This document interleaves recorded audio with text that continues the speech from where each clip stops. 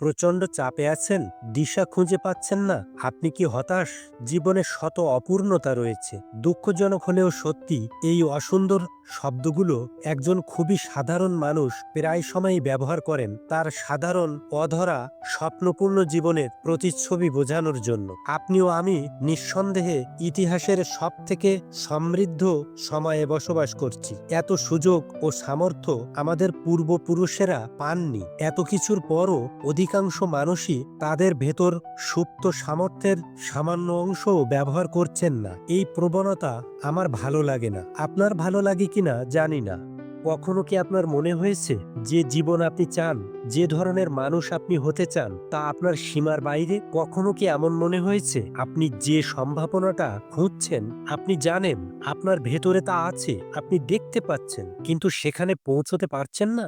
যখন আপনি দেখেন কেউ একজন নির্দিষ্ট একটা ক্ষেত্রে উৎকর্ষের চরমে পৌঁছেছেন, যেখানে আপনি পৌঁছতে পারছেন না, মনে হচ্ছে সে গোপন কোনো উপায় জানে, যার জন্য সে সেখানে এত সহজে পৌঁছতে পেরেছে। কখনো ভেবেছেন কি গোপন রাস্তাটা আপনি জানলে আপনার জন্য সহজ হতো সাফল্যের পথটা পাড়ি দেওয়া? সাফল্যের সেই দুর্গম পথকে সুগম করতে বিখ্যাত মার্কিন লেখক, বক্তা, সফল প্রশিক্ষক হ্যাল এলরড লাইফ সেভার্স নামে সফল মানুষের অভ্যাস গঠনে একটি বিখ্যাত অ্যাব্রিভিয়েশন ব্যবহার করেছেন। চলুন সেই বিখ্যাত শব্দটি গুরুত্বপূর্ণ ব্যবহার জেনে নিই। শব্দটি হলো সেভার্স।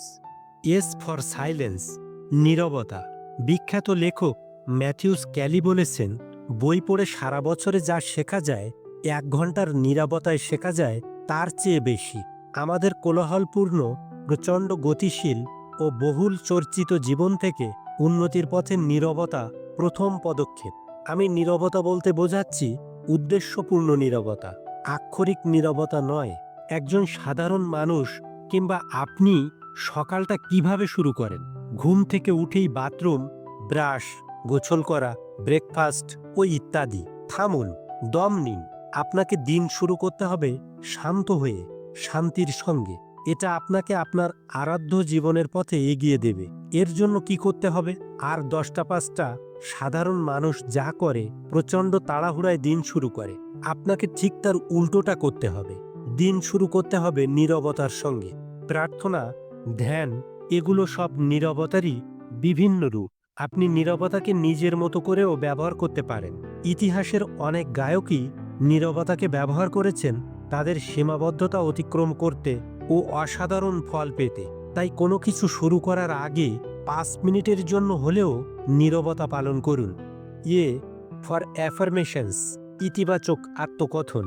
বিখ্যাত আমেরিকান লেখক ফ্লোরেন্স স্কোভেল শিন বলেছেন, ততক্ষণ আপনি ব্যর্থ যতক্ষণ পর্যন্ত না নিজে বিশ্বাস করছেন যে আপনি সফল।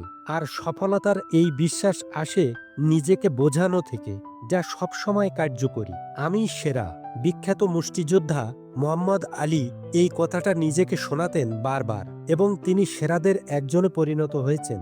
কাঙ্ক্ষিত ব্যক্তিত্ব অর্জনের জন্য আত্মকথন সবথেকে গুরুত্বপূর্ণ উপাদান, যা আপনাকে সাহায্য করবে জীবনের সব চাওয়া পূরণে।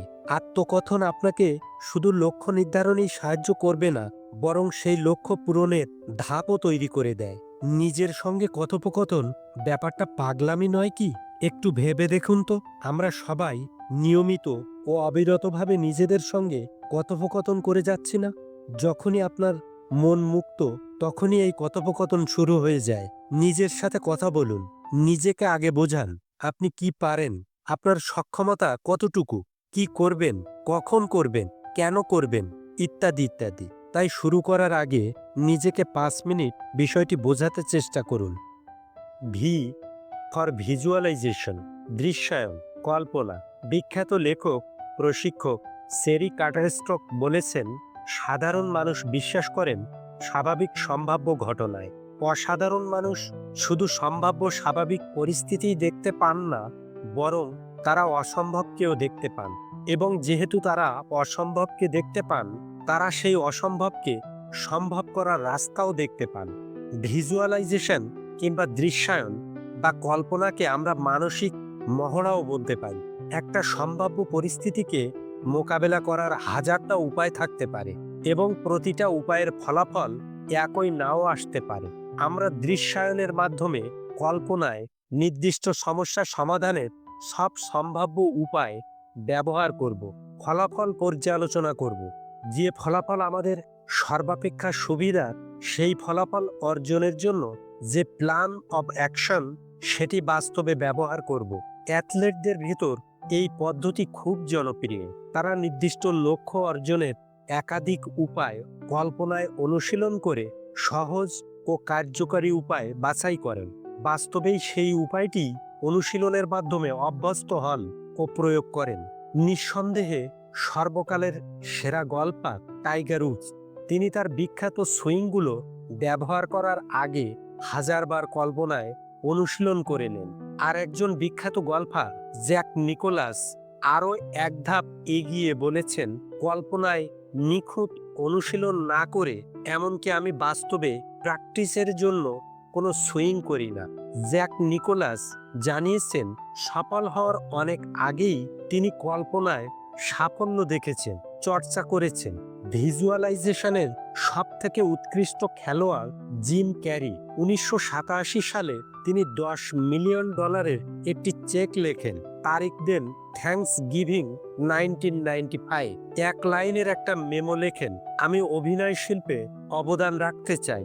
এরপর তিনি অসংখ্যবার ব্যাপারটা ভিজুয়ালাইজ করেছেন, কল্পনা করেছেন এবং অতি আশ্চর্যের বিষয় 1994 সালে তিনি ডাম্ব অ্যান্ড ডাম্বার নামক কমেডি চলচ্চিত্রে চুক্তিবদ্ধ হন $10 মিলিয়ন। তাই কাজ করার পূর্বে 5 মিনিটের জন্য হলেও নিজেকে ভিজুয়ালাইজ করুন, কল্পনা করুন কাজটি আপনি করবেন, অবশ্যই আপনি সফল হবেন। ই ফর এক্সারসাইজ, শরীরচর্চা।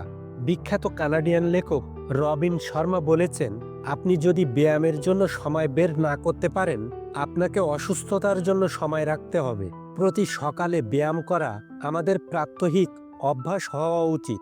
আপনি যদি কয়েক মিনিটের জন্য ব্যায়াম করেন, আপনার শারীরিক সক্ষমতার পাশাপাশি মনোযোগ বৃদ্ধিতে সক্ষমতা বাড়বে।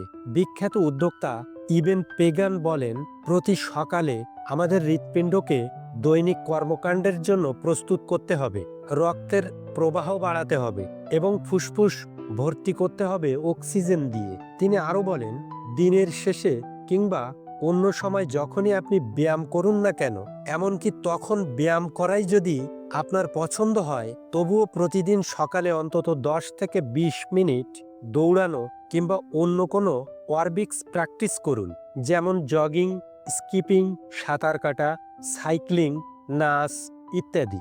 সকালে ব্যায়াম করার উপকারিতা এত বেশি যে তা অগ্রাহ্য করা বোকামি।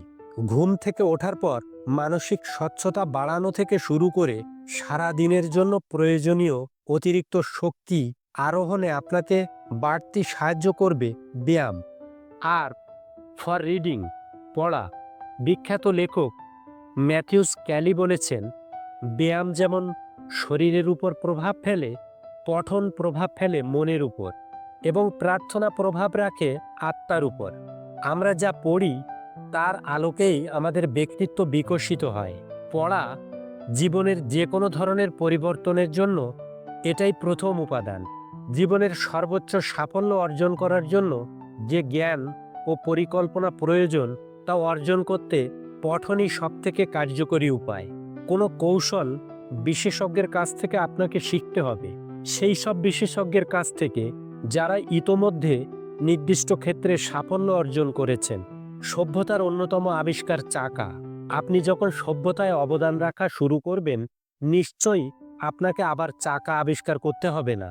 যে কোনো জিনিস খুব দ্রুত পাওয়ার উপায় হচ্ছে সেই রাস্তা অনুসরণ করা, যে রাস্তায় চলে অগ্রজেরা আপনার কাঙ্ক্ষিত বস্তুটি নিজেরা পেয়েছেন এবং আপনাকে জানিয়ে গেছেন কিভাবে সহজে তা অর্জন করতে হয়।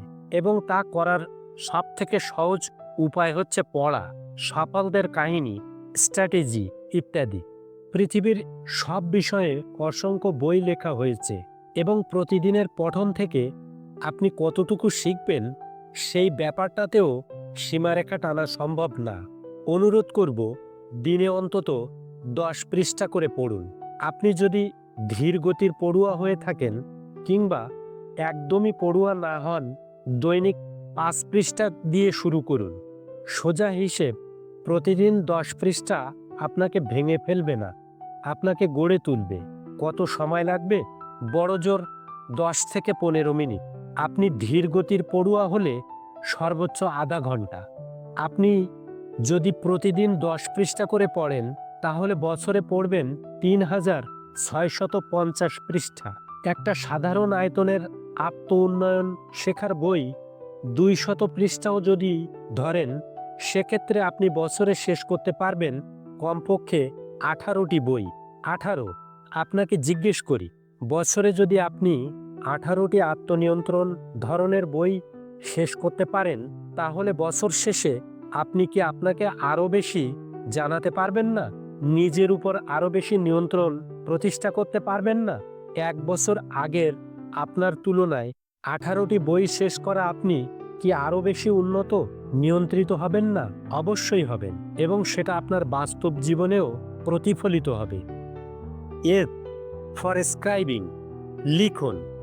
তিনি আমেরিকান লেখক ইসাবেল অ্যালেন্ডে বলেছেন, write what should not be forgotten. যা ভুলে যাওয়া উচিত নয় তা লিখে রেখো। আমরা প্রতিনিয়ত অনেক কিছু ভাবি, অনেক সুন্দর স্বপ্ন আমাদের মনের কোণে উকি দেয়, কিন্তু সময়ের স্রোতে আমরা সব কিছু কি মনে রাখতে পারি? নিশ্চয় না। প্রতিদিন কিছু কথা লিখে রাখুন। সময়ের প্রবাহে একদিন পাতা উল্টালেই দেখবেন আপনার স্বপ্ন জেগে আছে, হারিয়ে যায়নি। বেশি নয়, প্রতিদিন অন্তত 5 মিনিট আপনার সেরা কথাগুলো লিখে রাখুন।